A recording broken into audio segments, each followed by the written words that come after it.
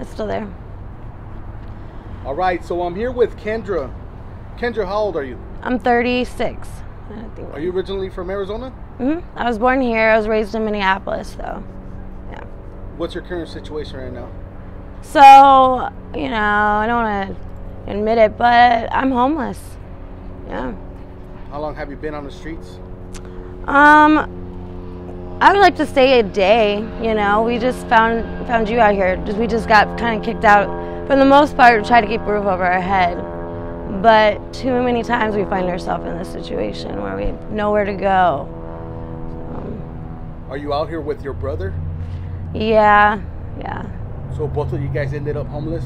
Yeah, just at the same time. We just ran into the same situation, so yeah. Do you guys have any family members out here? No. One is in detox right now, and then Mom is going back home to Wisconsin, so it's just us. And then there's Becca and her man, but her old man just takes off, so yeah. We find ourselves in this situation. What do you guys do out here to survive? Whatever we can. I don't like to commit crimes or take penitentiary risks, and I don't, for the most part, because I ever panhandle out here? I don't know. I've asked for money, or if I needed, when I had my car, if I needed gas, stuff like that, but I'm not one to really hold a sign up. So you guys have a car out here? I did. It got repoed. Okay. So yeah. So I did 2 years in the penitentiary, and then I got out on a mentor program. It's called Alongside Ministries. So what they do is they send mentors into prison to mentor you until about 6 months before you hit the gate. You hit the gate, they pick you up, they take you to breakfast, and then they take you to the house that you'll live in. You program for about 8 months to a year, and then you can get out and go start your life, whatever. I managed the program, so I ran the women's side of the program by myself for about 6 months. I got out, I got married, and I had a baby. So I think what a lot of people they kind of don't understand is postpartum is real, and I think I went through a lot of postpartum, and that's what kind of put me back out here after prison. So before prison, I was already on. So it just was a revolving. Where's your baby at now? Well, Grace is, she's around. I have her sometime. I see her almost every day. My other 2 girls are with their dad. Yeah. How old are your kids? 16, 14, and 2. Okay. Yeah. So you still keep in contact with them? Mm-hmm. Yeah, well, not the older ones. I haven't seen them it's been 2 years, just about. So, yeah. This last marriage kind of rocked me pretty hard, so, yeah. Going through divorce, another one, so it was my second one. Where do you guys usually, sleep at night? You have a tent? No. No, like I said, I try not to stay outside. I do not sleep outside. I get really anxious and really uncomfortable. So inside is the goal, the main goal. You just try to make money to get hotels. Whatever, yeah. Or friends, there's a lot of SMI people out here who have apartments that we can go and run off to and stuff. But how much do the hotels go for out here? 200 plus. It's hard to, it's hard to even find it for 100 right now.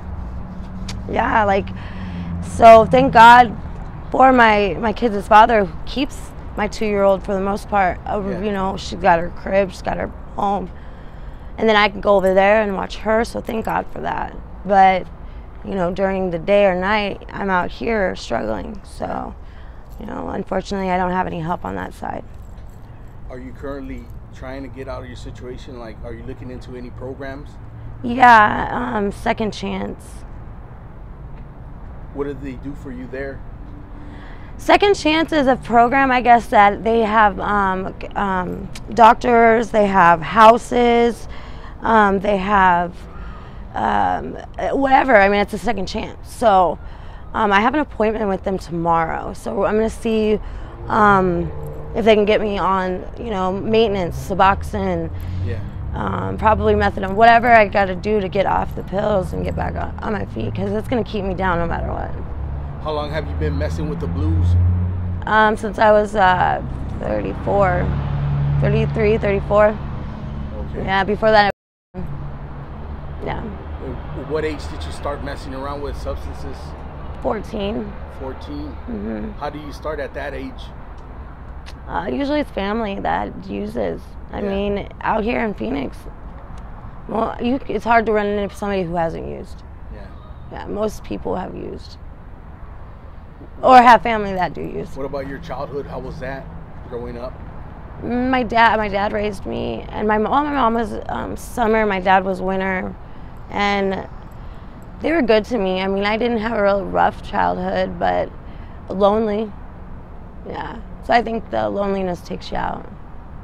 You didn't have any siblings, like sisters? No, I was so half brothers and sisters. So I was with my dad.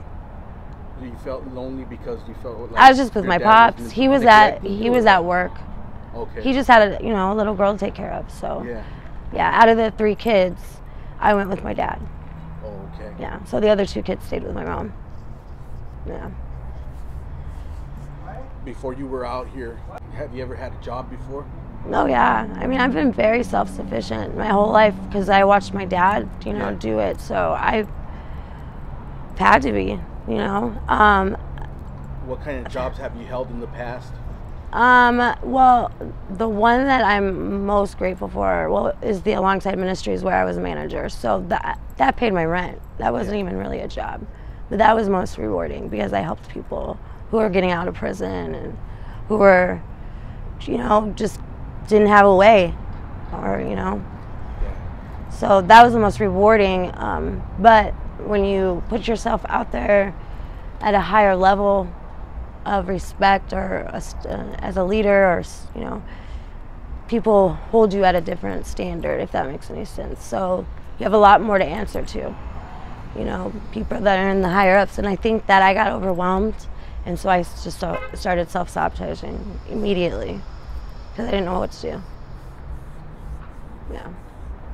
If we have any younger viewers that are watching this interview and they're thinking about running the streets or trying substances, what kind of advice would you give them?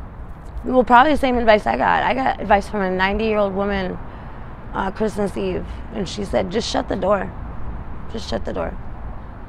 Don't listen to all the other voices out there. You gotta quiet those voices and stay put. Do not leave home. Whatever you got to do to stay home. Stay home. Yeah. All right. Well, thank you for sharing your story. I really do appreciate it. Are you okay with me using this on my YouTube channel? Go for it. Yeah. And just in case anybody wants to reach out to you with any sort of help or donations, do you have any contact information, like an email or a Cash App, anything that you want to share? My Cash App is $KKOVA 111119. Okay. No email? Oh, my email is GraceK 111119 @gmail.com. All right. Thank you. I appreciate it. You're welcome.